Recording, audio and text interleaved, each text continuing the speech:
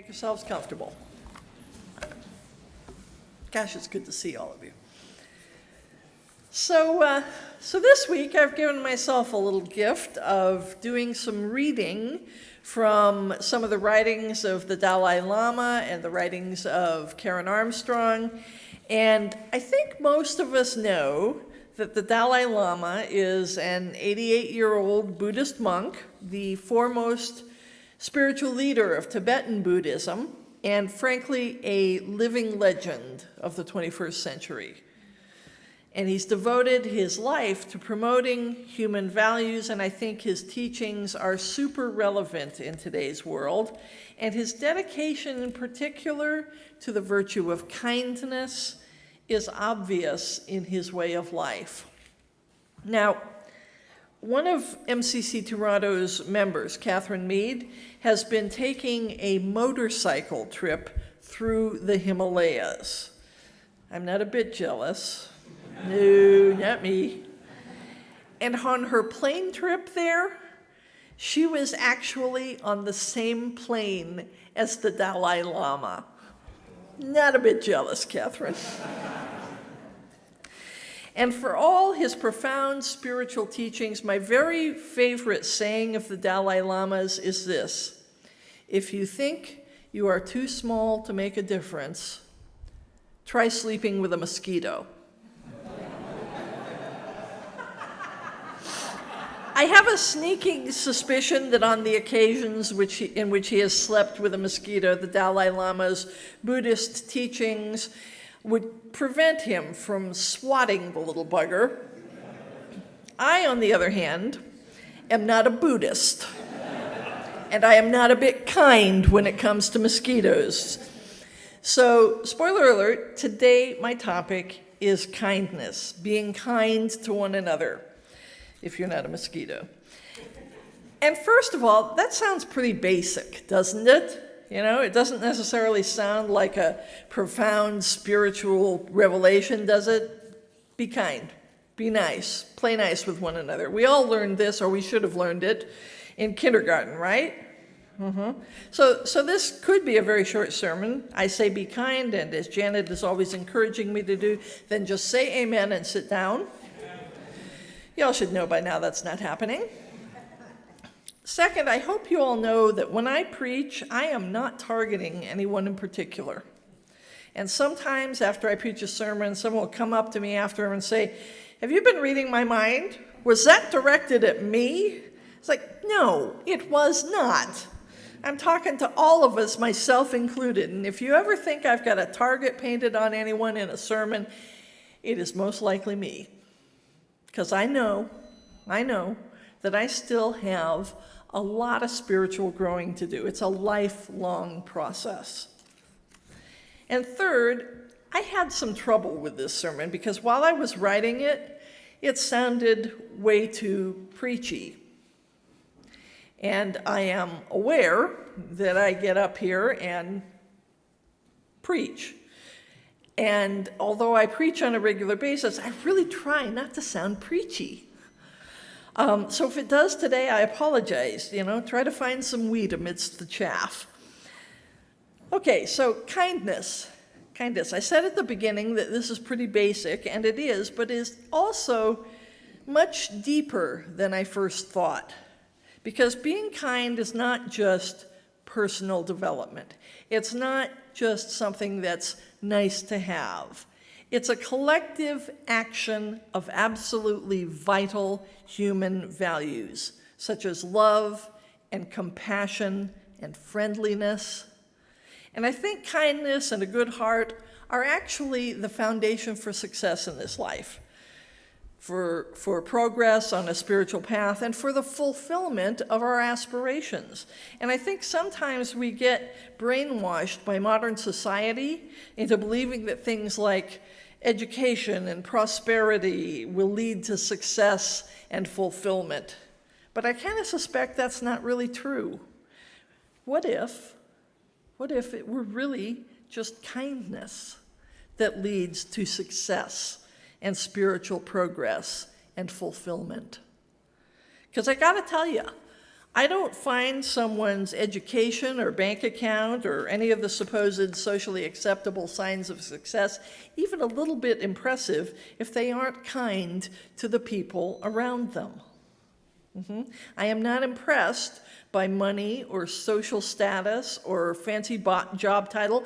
I am impressed by how someone treats their fellow human beings. And I think for the most part, most of us really are kind people. I know most of the folks in this place generally go out of their way to be kind to others. I also know that sometimes we're not. I don't think anyone here ever goes out of their way to be unkind or cruel, but sometimes we get a little self-centered, a little focused on our own particular group of friends, our own needs, and we don't necessarily notice when others could use a little extra dose of kindness. We don't see folks standing alone here in the social hall. We don't even look at people who are on the street. We don't think about the ways in which we use caustic humor, and I might need to explain that one. When we're all judgy and bitchy, and we think we're being witty, and we don't see how that affects other people. We ask, "How are you?" and don't listen for the answer. And we miss out on a million little opportunities to be kind. And I get it, we're human. But the Dalai Lama has said, be kind whenever possible. It is always possible. Be kind whenever possible. It is always possible. And Jesus taught that kindness to strangers, even kindness to our supposed enemies, was the spiritual ideal. And I think Jesus understood the ripple effects of simple, even small acts of loving kindness. His ideal was, for I was hungry and you gave me food, I was thirsty and you gave me drink. I was a stranger and you welcomed me. And it is literally as simple as giving a stranger a drink of water. It makes a difference.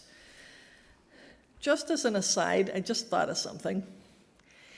In the back of my car is probably a case of water bottles left over from our picnic. Was that just last week? Yeah, last week. So I'm going to ask for a volunteer to go out to my car when the service is over and bring that water in. I'm going to put it right there. And I want you all to take a bottle and give it to someone who needs it. Okay? Can I get a volunteer to go out to my car and get that? Spencer? Thank you. It's just that simple. Every little act of kindness enriches others and enriches us. In her book, 12 Steps to a Compassionate Life, Karen Armstrong, one of the 21st century's foremost commentators and writers on religion and spirituality, talks about how even the smallest acts of kindness can turn a life around. The key, she says, though, is action. She says, we create little, nameless, unremembered acts of kindness and love. And your act of kindness to another person may be forgotten by you the next moment, but someone is liable to remember it for the rest of their life. Case in point, after my late wife Ann died, we did the whole visitation thing in the funeral home, and at one point, my mother came over to me and said, this young man would like to ask you a question. And it was someone I had never met, but who Ann had known in her choir singing out. And his name was David, and he asked me if it would be okay with me if he said Kaddish for Ann. Now, if you don't know, Kaddish is a deeply meaningful mourner's prayer in Judaism. And of course it was all right with me. I was profoundly touched and honored that he would do that for Ann, and I have never forgotten that small act of kindness on his part from someone who was a stranger to me, and I have never forgotten that one bright spot in one of the worst days of my life, and how it made me feel that he would be such a blessing. And remember that when you tell someone sincerely that you will pray for them and their situations. It has a ripple effect. It makes a difference. The late great African-American poet Maya Angelou famously said, "I've learned that people will forget what you said, people will forget what you did, but people will never forget how you made them feel." And that's the effect of even the smallest act of kindness. It's not just a little thing. It's not just basic. Unless, if by basic, you mean something that is absolutely foundational to human existence. Love and compassion are necessities, not luxuries. Without them, we cannot survive as a human race. Kindness is more needed today when people need one another to understand and empathize and share in each other's lives. In fact, I would go so far as to say that compassion and kindness are the radicalism of our time. The power of kindness and compassion is frankly transformative. It transforms others and it transforms us. Being a kind person makes you more empathetic to others.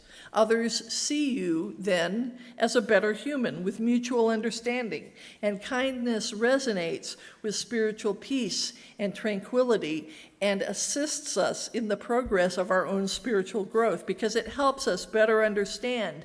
It makes us more confident when we understand ourselves better, and kindness doesn't cost us anything. It actually enriches us.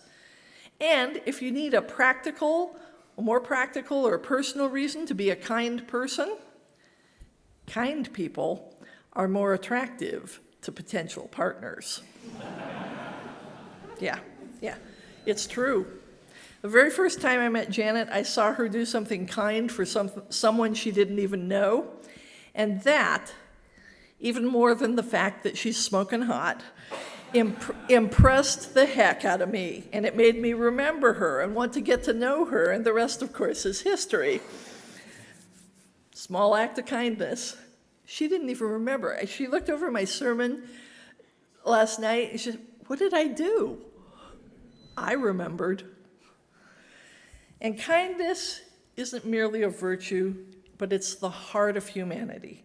It's a force that transcends boundaries and connects us all in a tapestry of empathy and care.